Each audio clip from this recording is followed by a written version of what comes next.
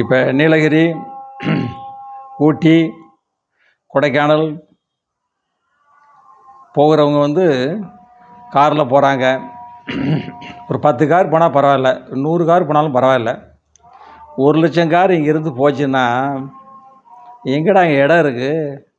இப்போ ஊரை சுற்றி கார் மேலே தான் நடந்து போகணும் மக்கள். ஏற்கனவே மேட்டில் ஏறி ஏறி ஏறி ஏறி முட்டி தேஞ்சு போச்சு நிறையா வயசானவங்களுக்கு. இப்போ நீங்கள் வாட்டி 1000 கார்களை போய் விட்டிங்கன்னா எங்கே நடந்து போவாங்க மக்கள்லாம்? அப்படின்னு நினச்சி தான் இ பாஸ் முறையை கொண்டு வந்தது, அந்த கட்டுப்படுத்த வேண்டும் என்பதற்காக.